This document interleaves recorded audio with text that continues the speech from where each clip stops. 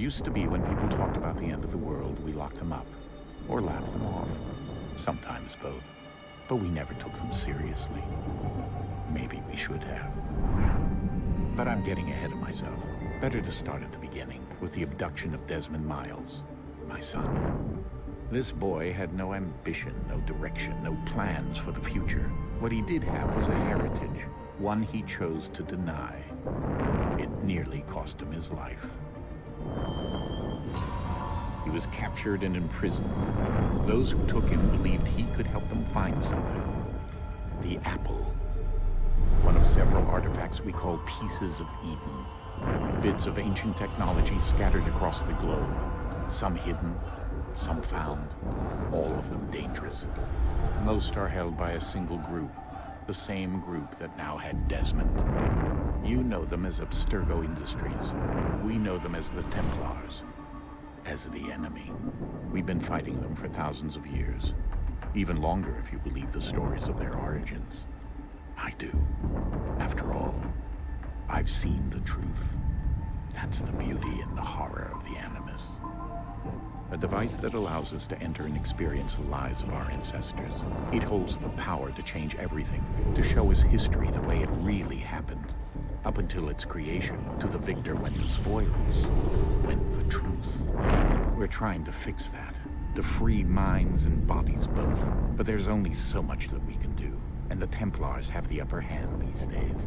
But something larger than the Assassins and Templars is approaching, bigger than all of us. And if we can't find a way to stop it, these next few weeks will probably be our last. Everyone's last. In the end, it all comes down to him. To Desmond. Through the Animus, he discovered his heritage, explored the lives of his ancestors, and uncovered their secrets. When that was done, he trained. He used another ancestor to provide decades of experience in the span of a few days. It worked. We think. We hope. Soon, though, soon we'll know. That ominous date fast approaches, December 21st, 2012. None of us knows what it'll bring, only that this is where they want us to be. When it does. They've been guiding us in their own fractured, frustrating way. These voices from the first civilization, the ones who came before. A precursor race of immense power and uncertain motives. They're the ones who made the Pieces of Eden. This is where they've led him, and through him, us. He stands at the entrance to this long-lost place, armed with the knowledge of Altair and the abilities of Ezio. He holds in his hands the Apple of Eden, and we stand at his side, ready to support him, however we can. His name is Desmond Miles, and he has brought us to the end.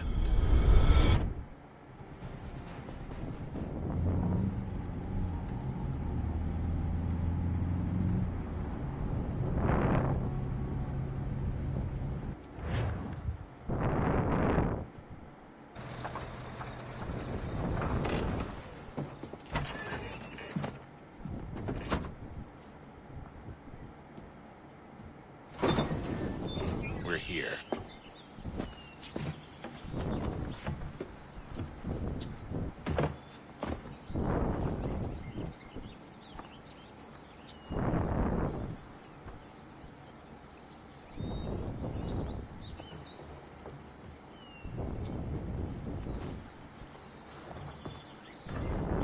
Let's go.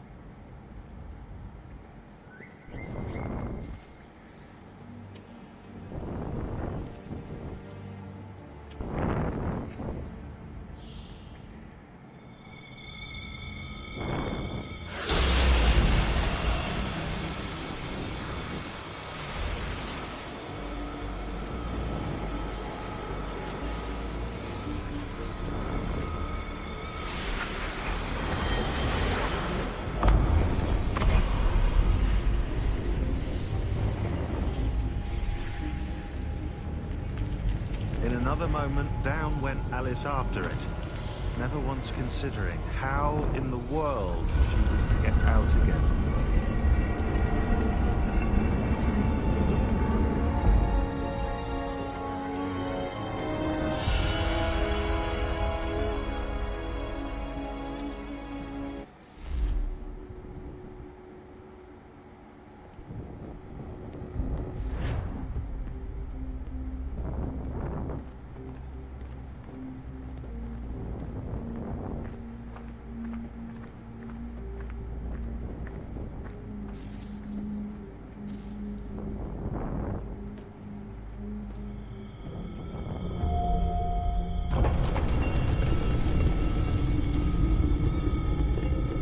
I think we're here.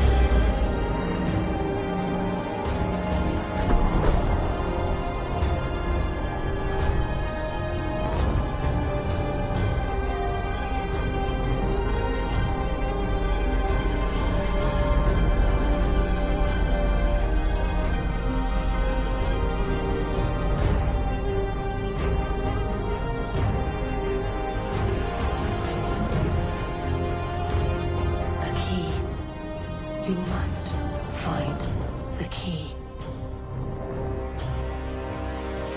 Son? Sir.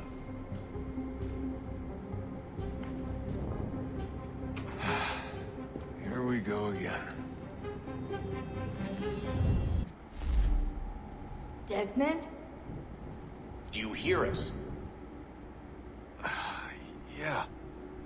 What happened? The temple triggered a bleeding effect. You collapsed and entered into a fugue state. So naturally, you dropped me into the Animus instead of, I don't know, making sure I was okay? You weren't in any danger.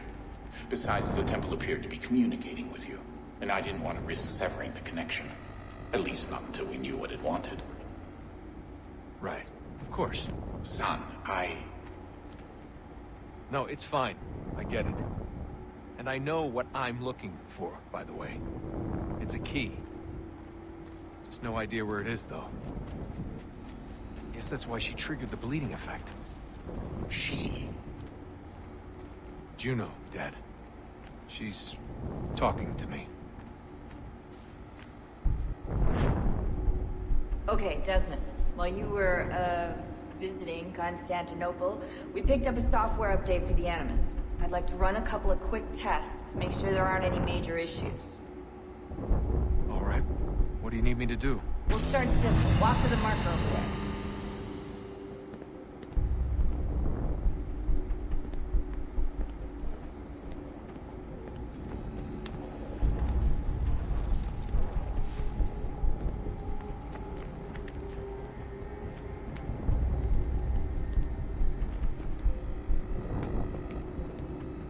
Okay, Desmond. Let's practice climbing on these objects.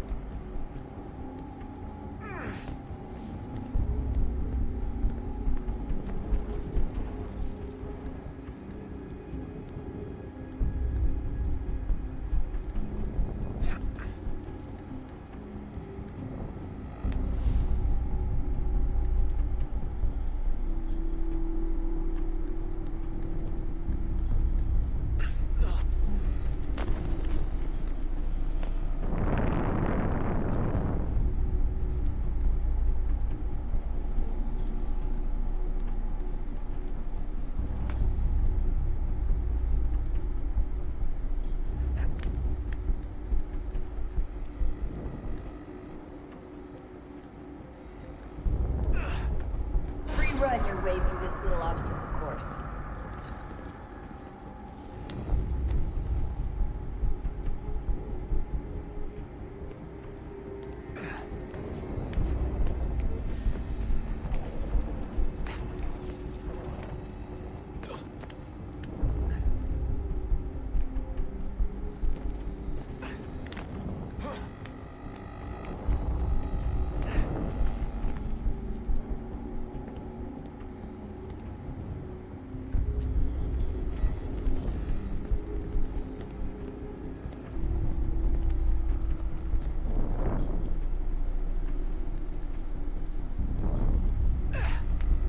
All right.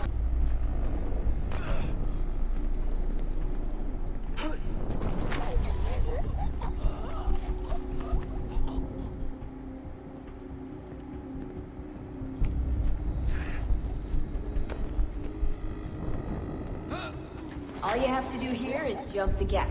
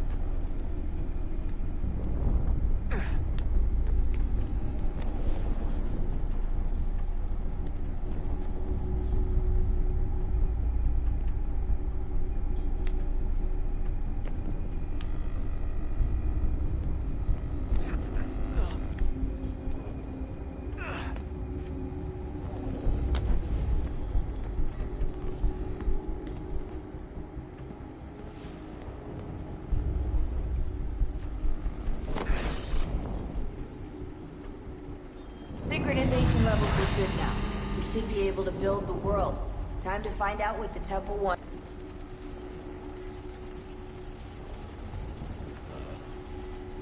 Sir. Everything all right, sir? Yes, fine. I'm just preoccupied, that's all. Don't forget your invitation. Master Burns will be meeting you inside. Thank you. Where shall I retrieve you once you're done? Front of the Opera House. And be quick about it. Don't expect to be here long. I'll bring her round at once.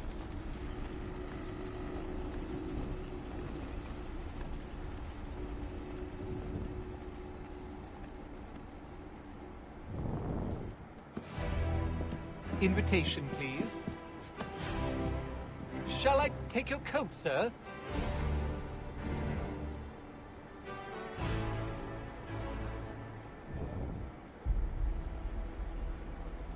Ladies and gentlemen, you are requested to kindly find your seats.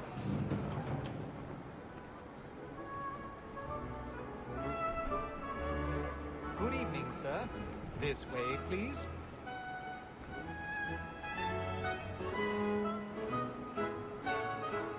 My apologies.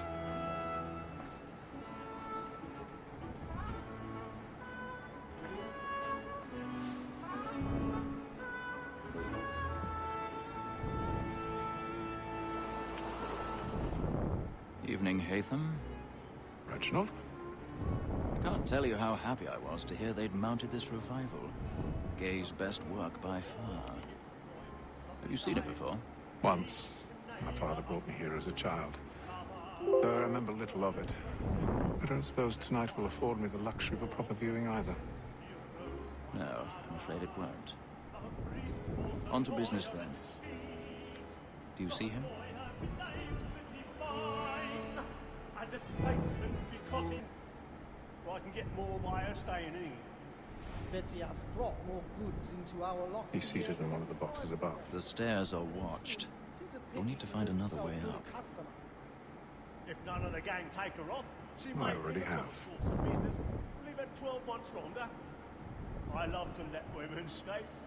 A good sportsman always lets the end partridges fly, because the breed of the game depends on it. Besides, here the law allows us 1,000 no pardons. There's nothing to be My done apologies. except our wives. Without dispute, she is a fine woman. Very happy.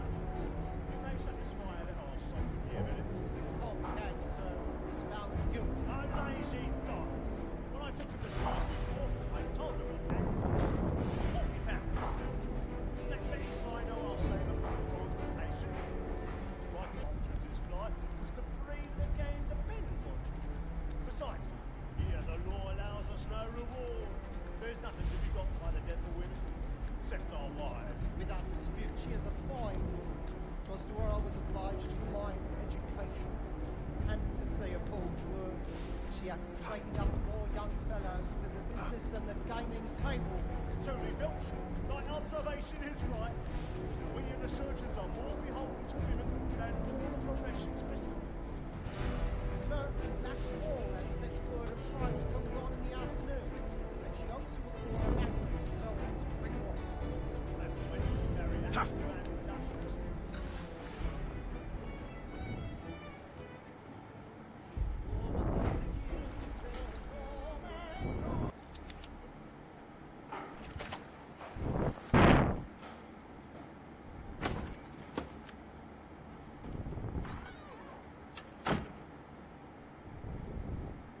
I'll make haste and use it, boy. And my friends know where I intend. Well, I love to make them easy, my brother. Gentleman is long kept in suspense. Penitence may break his spirit ever after. Besides, certainty gives a man a good out on his trial, and makes him rest another without fear or scruple. But I'll away. But 'tis a pleasure to be the messenger of comfort to friends in affliction. But 'tis now high time to look about me for a mighty clean-handed fellow. Sickly's the broadcloth. Considering he's the owner of his leisure house, I don't know a prettier fellow. For no man alive hath the full engaging presence of mind upon the road. What dreary, alias Brown Will, an irregular dog, who has an underhanded way of disposing of his goods. I'll try him only for a session or two longer upon his good behaviour. Harry Paddington, a poor petty larceny rascal, without the least genius. That fellow, though he were to live these 6 months, will never come to the gallows for any credit. Slippery Sam, he goes up next session, for the villain hath the impudence to have views following it.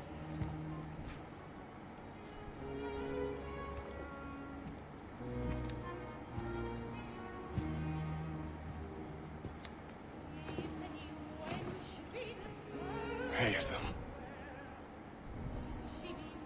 You should have come to me. We would have found another way. Yes. But then you would have known. For what it's worth, I'm sorry. As am I.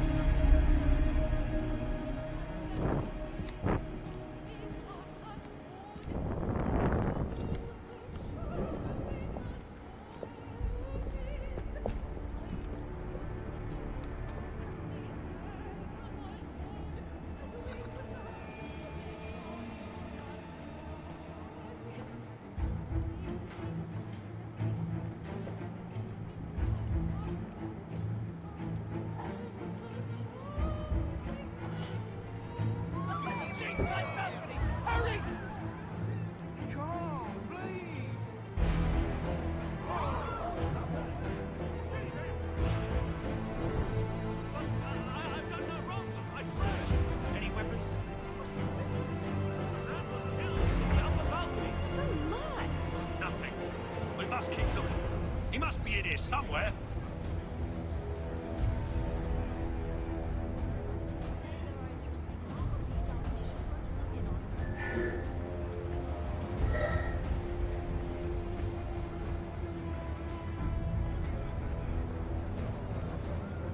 No pushing, please.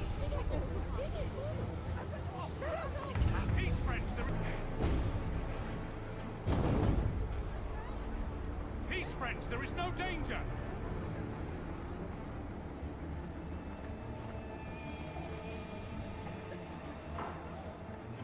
It happened right in that balcony. What are those men doing in there?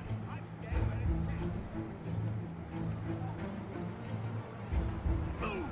Move! Peace, friends. There is no danger.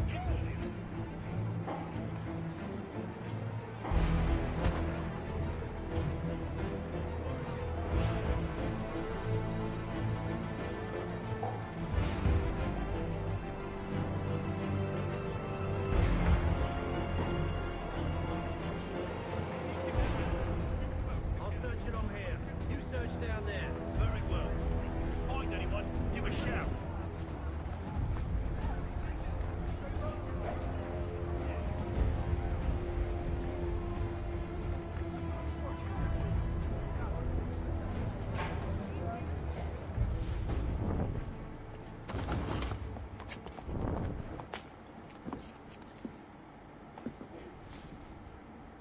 And how was the opera? Rather dull, truth be told.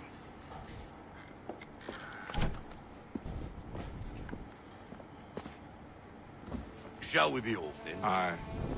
To Fleet and Bride. By your command.